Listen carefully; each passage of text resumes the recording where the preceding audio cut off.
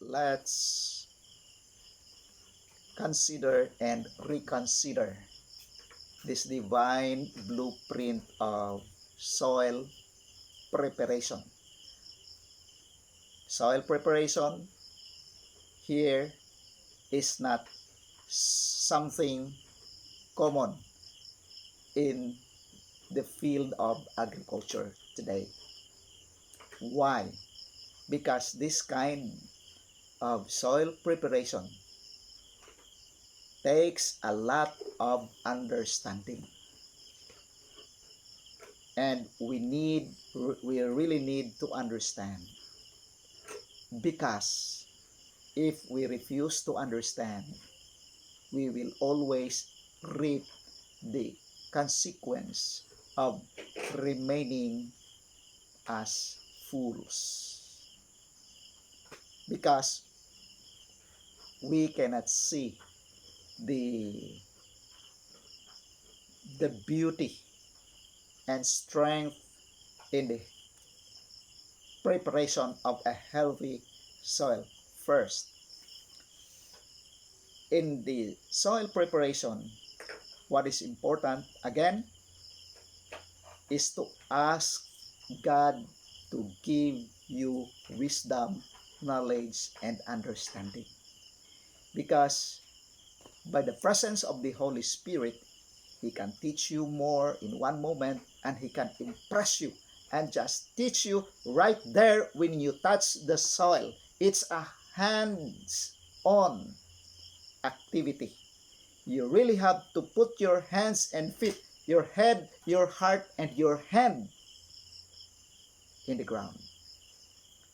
Because most of us, we work so hard without understanding. We love gardening without understanding. We want to make money out of gardening, food production program, farming, and tilling the soil without understanding. You could have all those things, but without understanding precisely, the result is destruction. The bottom line of that, without understanding, is always destruction. This is the goal of the enemy of God and man, for as long as we remain without understanding. So in this case, what is important? The organic and the inorganic counterparts of a healthy soil. What is this organic and inorganic? But this kind of organic soil and inorganic soil are not the usual presentation in the modern agricultural business. This is the ultimate agricultural supernatural soil preparation. It has nothing to do with animal waste. First consideration. Why the recycling of animal waste? Because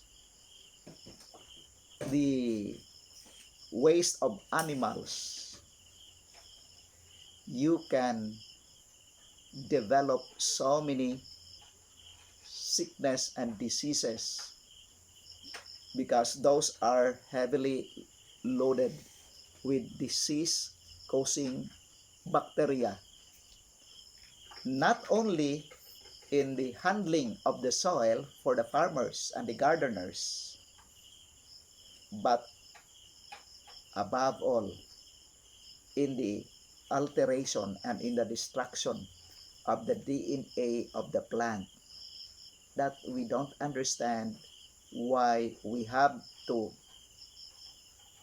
eliminate all animal waste.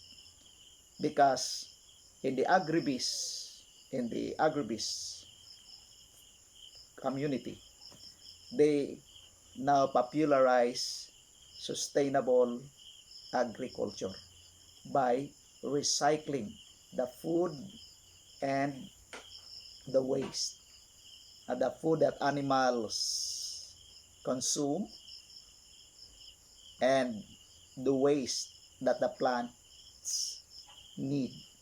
So there is what the popular uh, theory of recycling, reinventing, and reusing.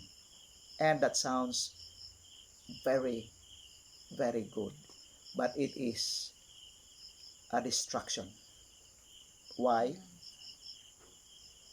If we don't understand behind the scene in the weapons of mass destruction and the making of the human time bomb. Soil has a very special role in the restoration, in the recreation, or in the recreation, destruction of the human beings. What is that again?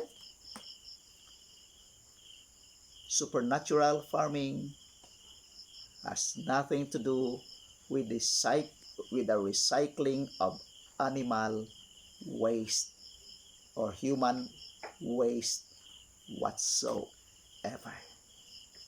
Why? You will be contaminated with all those disease-causing bacteria by inhaling, by touching, and